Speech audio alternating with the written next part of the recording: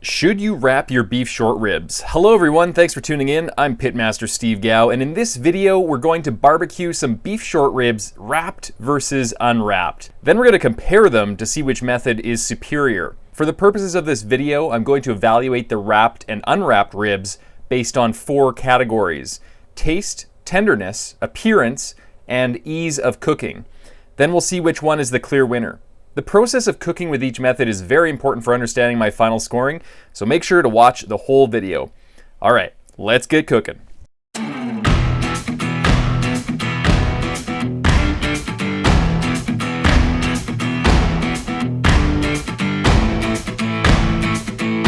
Two quick things before we start. First, all the recipes and notes about the rub, sauce, time, and temperature are in the description section for your convenience. Second, remember to hit that subscribe button at the bottom right of your screen. It's free to do, and you'll be notified of all my latest videos. All right, we're going to start with 2 sets of beef short ribs. Short ribs come from, you guessed it, the ribs of the cow. The short ribs actually come from a section below the main section of ribs called the plate. They're similar to brisket meat with a lot of intramuscular fat and marbling. Right before I put the ribs in the smoker, I'm going to throw a couple of chunks of hickory into the firebox and put both ribs in the center of the cooking chamber for about 4 hours. 4 hours later, these ribs have reached an internal temperature of around 160 degrees Fahrenheit, so I'm going to wrap one of the ribs in foil and leave the other one as it is. 2 hours later, I'm now probing it with my thermopen and checking for temperature and tenderness. For short ribs, you're looking for a temperature of around 200 degrees Fahrenheit. This is the temperature where the connective tissue starts to render and the meat fibers start to fall apart. But the real test is how it feels. You can't just go by temperature alone.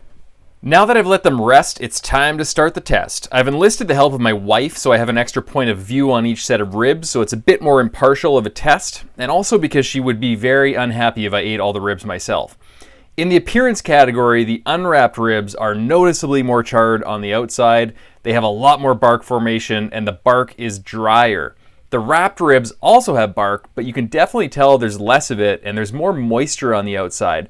The bark just looks a bit softer and less crispy. So for appearance, I would give the unwrapped ribs an edge with 8 out of 10, and the wrapped ribs, I would give them about a 6 out of 10. Moving on to tenderness, when I squished the unwrapped ribs, they had a ton of juice coming out of them, but not so much on the wrapped ribs. But that was a bit deceptive because the wrapped ribs were noticeably more tender, and you can see that the individual meat fibers are coming apart much more easily than the unwrapped ribs.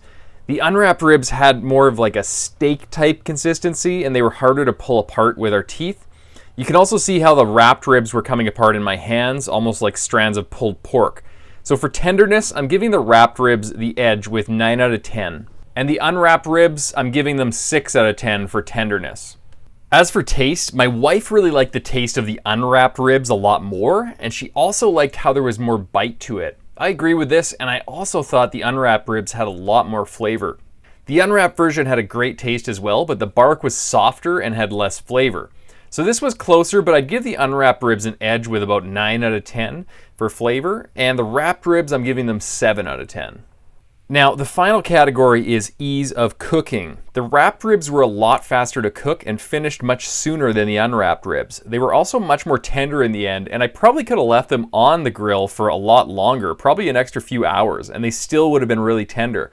So for ease of cooking, I think wrapping is the way to go. The unwrapped ribs took a lot longer to cook, and if I let them too long, I'm probably going to have some dry barbecue. I'd give the wrapped ribs a 10 out of 10 for ease of cooking, and the unwrapped ribs 5 out of 10. So based on the categories of appearance, taste, tenderness, and ease of cooking, we ended up with a total score of 29 out of 40 for the unwrapped short ribs, and 32 out of 40 for the wrapped ribs. Based on this test and my own experience, I highly recommend wrapping short ribs at about 160 degrees Fahrenheit. This is going to give you short ribs that taste great and are super tender.